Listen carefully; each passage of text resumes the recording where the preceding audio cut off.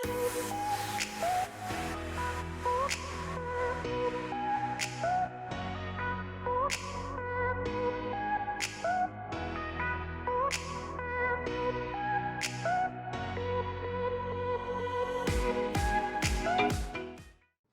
my name is Stephanie Robbins, and I am the president and CEO of Robbins Plumbing in Phoenix, Arizona.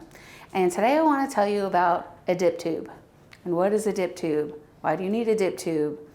What are the signs a dip tube is bad? So a dip tube is a component on your water heater. And it is actually what delivers water into your water heater. So this is a dip tube. Relatively simple device, right? So the cold water comes in here at the top of your water heater, and it delivers water all the way down to the bottom of your water heater. Pretty simple, right? So some dip tubes claim to or say that they aid in self-cleaning and sediment buildup. I'll say that they can help with the hardness building of sediment, but they don't remove sediment. So the sediment is still there. So it is something where it says self-cleaning on a water heater. It's not. It doesn't remove the sediment. It just stops it from hardening at the bottom of your tank. And that's through a design like this guy here. And this is from a water heater that claims to have hydro jets and is self-cleaning. Well, how they do that is they put holes at the bottom of the dip tube. So rather than water just coming out at the bottom, it shoots out from all around. And that's supposed to stop the sediment from hardening. But the sediment's still there. You still have all this sediment building and building and building and building. It doesn't dissolve.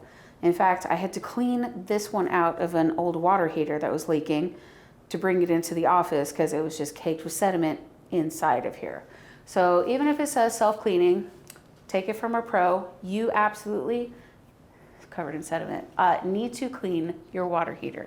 You need to maintain it annually.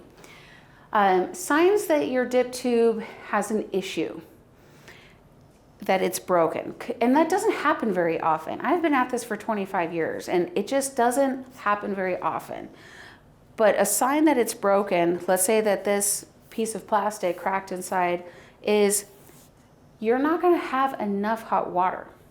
And that's because it's only going to deliver water down to a certain point of your water heater. So if it cracks here, the cold water is going to come here. It's never going to reach the bottom of your tank and fully circulate and get heated. It's going to stop heating at the top. So rather than having 50 gallons of hot water, you're going to have 20 gallons of hot water because it's only going to deliver to this point and keep cycling out. It's not a ton. It's not like this crazy scientific thing. It is definitely something that, I hear clients, well, I didn't know I needed to flush my water heater. It says it's self-cleaning. It's not. Let's just get that out of the way. You absolutely, no matter what the brand is, if it says hydrojet, if it says self-cleaning, you still need to maintain your water heater because all that sediment's at the bottom. So when it builds, there at the bottom, these get caked and caked and caked and caked and caked. Arizona's got extremely hard water. So if you don't have a water treatment system that is taking care of that sediment, you definitely need to maintain your water heater, and you should just anyway to maintain the lifespan. So if you have questions, you have water that's not producing hot enough, it could be a multitude of things. It could be a bad element. It could be you have a slab leak. There's a ton of things it could be, but it could be that your dip tube is broken. But it's something you want to keep an eye on as your water heater is being flushed annually. It's something we take a peek in there and take a look at and make sure it's fine. If you have concerns or you want to know more about your water heater, you can of course reach out to us at 623-486-4657. Of course on our website at robinsplumbing.com or through email at info@robinsplumbing.com.